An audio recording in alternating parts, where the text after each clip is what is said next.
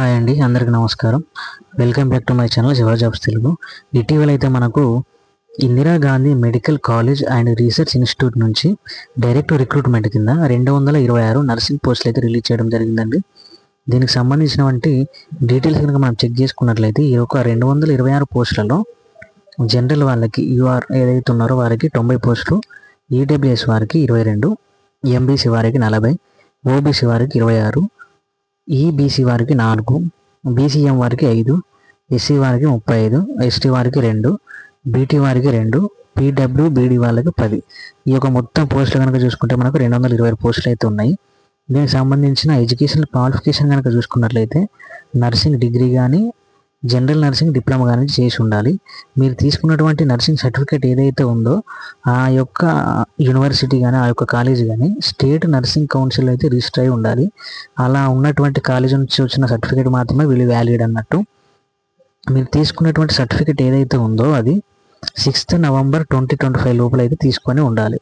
ఆ తర్వాత తీసుకున్నటువంటి సర్టిఫికేట్లు అయితే సర్టిఫికేట్ వెరిఫికేషన్ టైంలో అయితే క్యాన్సిల్ చేయబడతాయి.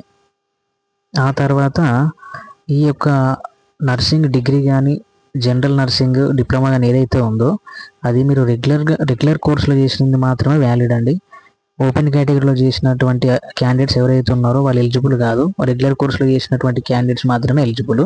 ఏజ్ లిమిట్ కనుక చూసుకుంటే 6th November 2025 నాటికి 18 నుంచి 30 సంవత్సరాల మధ్యలో అయితే ఏజ్ లిమిట్ ఉండాలి. ఏజ్ ఆఫ్ రిలాక్సేషన్ కనుక చూసుకున్నట్లయితే MBC, OBC, EBC, BCM, BT candidates అందరికీ 3 years, ఎస్సీ, ఎస్టీ వారికి అయితే 5 years, పీడబ్ల్యూబీడీ క్యాండిడేట్స్ ఎవరైతే ఉంటారో వాళ్ళకు 10 years వరకు అనేది మనకు ఏజ్ ఆఫ్ రిలాక్సేషన్ అనేది ఇచ్చారు. ఆ తర్వాత నేటివిటీ రెసిడెన్సీ సర్టిఫికేట్ ఏదైతే ఉందో వీళ్ళు పుదుచ్చేరి గవర్నమెంట్ నుంచి వచ్చింది కాబట్టి అక్కడ లాస్ట్ 5 years నుంచి ఎవరైతే ఉన్నారో రెసిడెంట్గా వాళ్ళైతే ఎలిజిబుల్. వాళ్ళు officer of the department of revenue department తీసుకున్నటువంటి రెసిడెంట్ సర్టిఫికేట్ ఏదైతే ఉందో దాన్ని బట్టి వాళ్ళు ఎలిజిబుల్ అనమాట. లాస్ట్ 5 yearsగా అక్కడ ఉండి అక్కడ గవర్నమెంట్ నుంచి తీసుకున్న రెసిడెంట్ సర్టిఫికేట్ ఇచ్చిన వారికి సెలెక్ట్ చేసుకుంటారు. ఇంకోటి క్యాస్ట్ సర్టిఫికేట్ ఎంబీసీ వారు, ఓబీసీ వారు, ఈబీసీ వారు, బీసీఎం వారు, బీటీ, ఎస్సీ, ఎస్టీ ఈ క్యాండిడేట్స్ అందరూ కూడా వాళ్ళ యొక్క క్యాస్ట్ సర్టిఫికేట్ అనేది సబ్మిట్ చేయాల్సి ఉంటుంది. తర్వాత సర్టిఫికేట్ ఆఫ్ ఈడబ్ల్యూఎస్ క్యాండిడేట్స్ ఎవరైతే ఉంటారో ఈ ఈడబ్ల్యూఎస్ క్యాండిడేట్స్ అందరూ కూడా ఇన్కమ్ సర్టిఫికేట్, దాంతోపాటు అసెట్ సర్టిఫికేట్ అంటే వారికి ఇన్కమ్ ఎన్ని విధాలుగా వస్తుంది, ఇక ఏ సోర్స్ నుంచి వస్తుంది, పర్ ఇయర్లీ ఎంత ఇన్కమ్ జనరేట్ చేస్తున్నారు అని చెప్పేసి దానికి సంబంధించిన టోటల్ డీటెయిల్స్ కూడా వాళ్ళు సబ్మిట్ చేయాల్సి ఉంటుంది. ఆ తర్వాత PWBD bench mark disability candidates ఎవరైతే ఉంటారో వాళ్ళ డిసబిలిటీ సర్టిఫికేట్ అనేది ఉంటుంది కదా వారికి. అది కాకుండా లేటెస్ట్ తీసుకున్నటువంటి డిసబిలిటీ సర్టిఫికేట్ ఏదైతే ఉందో అది సబ్మిట్ చేయాల్సి ఉంటుంది. మెథడ్ ఆఫ్ సెలెక్షన్ ప్రాసెస్ ఎట్లా ఉంటుంది అంటే ముఖ్యంగా COVID-19 టైంలో ఎవరైతే హాస్పిటల్లో నర్సింగ్గా జాబ్ చేసి ఉంటారో వారికి అనేది వీళ్ళు ఫస్ట్ ప్రిఫరెన్స్ అనేది ఇస్తారు.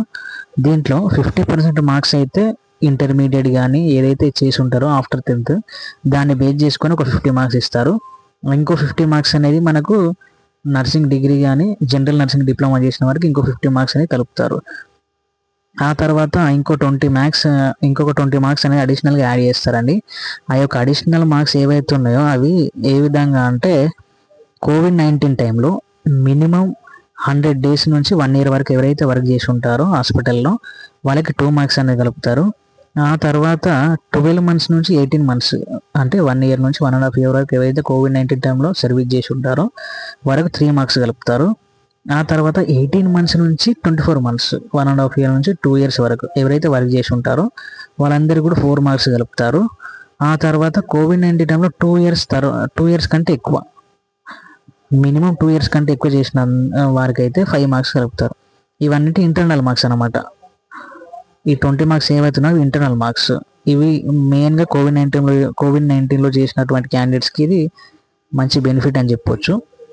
ఈ యొక్క కలిపేటువంటి 20 marks ఏవైతే ఉన్నాయో ఇవి ఇన్స్టిట్యూట్స్ ఉంటాయండి. ఇన్స్టిట్యూట్స్ వాటి యొక్క అథారిటీ కౌంటర్ సిగ్నేచర్ ఏదైతే ఉంటుందో వీళ్ళ నుంచి ఇష్యూ చేయబడతాయి. Government of medical college hospital, government hospitals, primary health centres, other health care institutes ఏవైతే ఉన్నాయో వీటిలో పనిచేసిన వాళ్ళు ఉంటే వాళ్ళ తరపు నుంచి ఈ యొక్క మార్క్స్ అనేవి మనకు వస్తాయి. ఇంకోటి సెలెక్షన్ ప్రొసీజర్ ఎట్లా ఉంటుందంటే ఒకవేళ ఇద్దరికి కనుక సేమ్ మార్క్స్ వచ్చి ఇద్దరికి సేమ్ మార్క్స్ వస్తే మమ్మల్ని ఏ విధంగా సెలెక్ట్ చేస్తారని ఒక డౌట్ ఉంటే వాళ్ళ ఫస్ట్ ప్రిపరేషన్ వచ్చేసి date of birth and age అండి. డేట్ ఆఫ్ బర్త్ పరంగా చెక్ చేసుకున్నట్లయితే ఎవరైతే హై ఏజ్ ఉంటుందో వాళ్ళకు నెక్స్ట్ జాబ్ వేసినప్పుడు వాళ్ళకు ఛాన్స్ ఉంటుంది కాబట్టి ఏజ్ ఎవరైతే ఎక్కువ ఉంటుందో వాళ్ళని ఫస్ట్ ప్రిఫరెన్స్గా తీసుకుంటారు. ఆ తర్వాత నేమ్స్ ఆల్ఫాబెటికల్ ఆర్డర్లో ఫస్ట్ ఆల్ఫాబెట్ ఏదైతే ఉంటుందో వాళ్ళని ఫస్ట్ ప్రిఫరెన్స్గా తీసుకొని వాళ్ళకైతే జాబ్ ఇవ్వడం జరుగుతుంది. ఆ తర్వాత ప్రాహిబిషన్ ఏంటంటే మినిమం ఇక్కడ జాబ్ వచ్చిన తర్వాత మినిమం 2 years వచ్చేసి వీళ్ళు వర్క్ చేసి ఉండాలి. వాళ్ళు ఇచ్చినప్పుడు లొకేషన్లో మినిమం 2 years అయితే వాళ్ళు వర్క్ చేయాలి కంపల్సరీ. ఆఫ్టర్ 2 years తర్వాత వాళ్ళు అనేది చేంజ్ అవ్వచ్చు. అప్లికేషన్ ఫీ డీటెయిల్స్ కనుక చూసుకున్నట్లయితే జనరల్, యూనివర్సల్ అండ్ ఈడబ్ల్యూఎస్ వాళ్ళకి 250, MBC, OBC, EBC, BCM, BT వాళ్ళకి 250, ఎస్సీ, ఎస్టీ వాళ్ళకి 125, పీడబ్ల్యూబీడీ క్యాండిడేట్స్ ఎవరైతే ఉంటారో వాళ్ళకనేది ఫీ అనేది లేదు. ఈ యొక్క నాన్ రీఫండబుల్ ఫీ అండి. ఇవైతే ఒకసారి ఫీ మనం పే చేసిన తర్వాత మళ్ళీ మనకు రీఫండబుల్ అయితే ఉండదు.